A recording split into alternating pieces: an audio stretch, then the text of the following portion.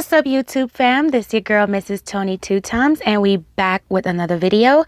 Let's hear from tonight's sponsor, and then we'll jump right into it.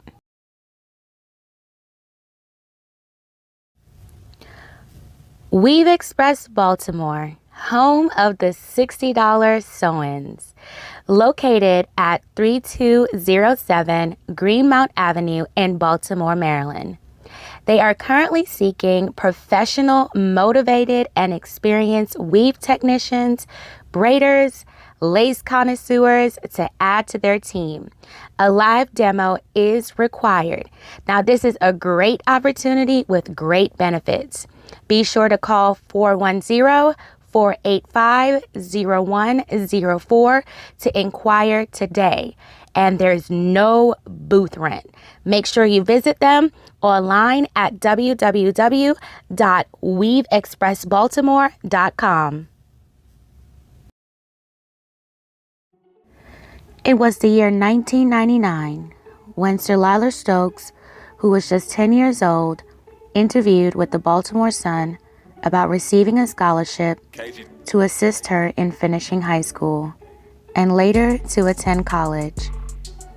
See, the government gave 2,000 Maryland sixth graders scholarship money to help them with their education. Sirlilar Stokes was one of them.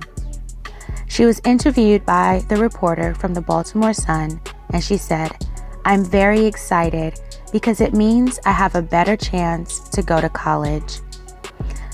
Then the 10-year-old told the reporter, "It's something I want to do." Now fast forward 10 years later, in May 2009, another report about the same little girl was written. But this time, the story read, "A 20-year-old Baltimore woman has been sentenced to 50 years in prison after pleading guilty to attempted murder in a pair of shootings in 2008. A stark difference from the feel-good story reported 10 years earlier. It was obvious Stokes' path took a different turn than what she told the reporter a decade prior. The question is, what happened that caused Stokes to end up where she was? And what could be the case for the other 1,999 students who received that same scholarship? It's something to think about. Stokes of the 4800 block of Briarcliff Avenue became affiliated with the PDL Bloods gang when she was a teenager. It all came crashing down when she went on an alleged shooting spree to avenge the abduction and the death of the gang's alleged leader, Cash, who was also her best friend. Stokes and Cash were reportedly seen together all the time and were very close. So the loss, I'm sure, was more than just gang retaliation. She lost her best friend, and that could push anyone over the edge.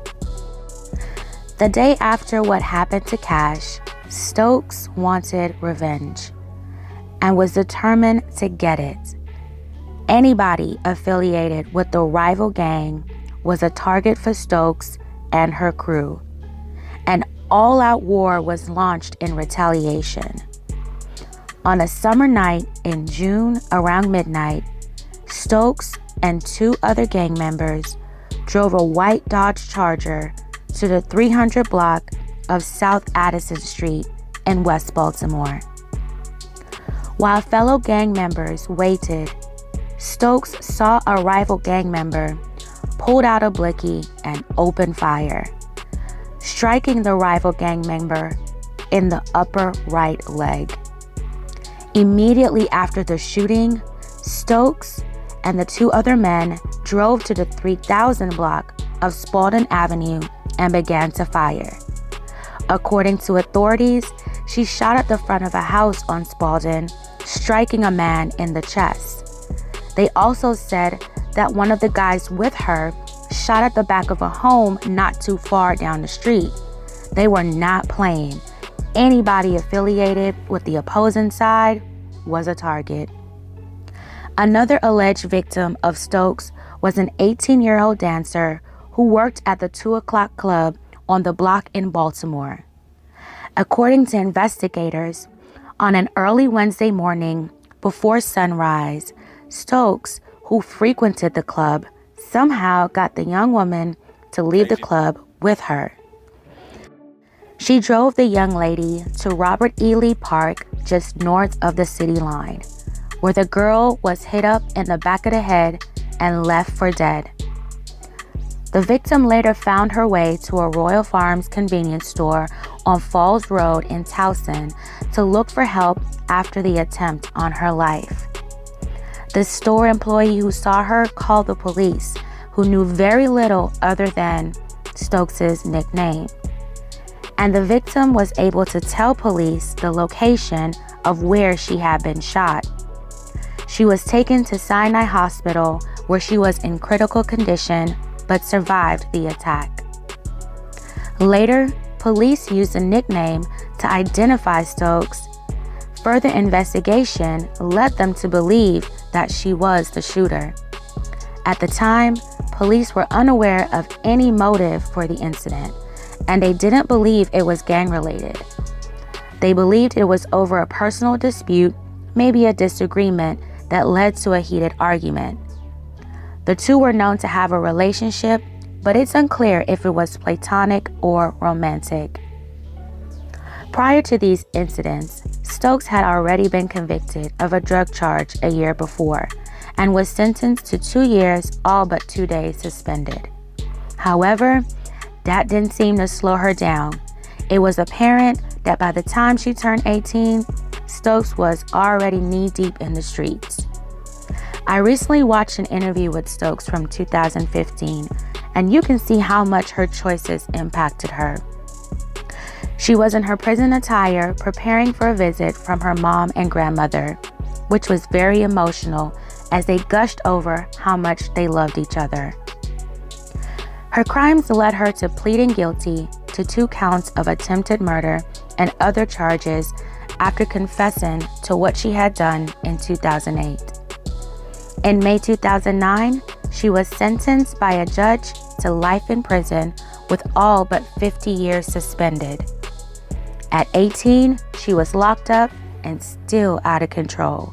Assaulting a guard added 2 more years to her sentence. She did 3 years on lockdown, she said.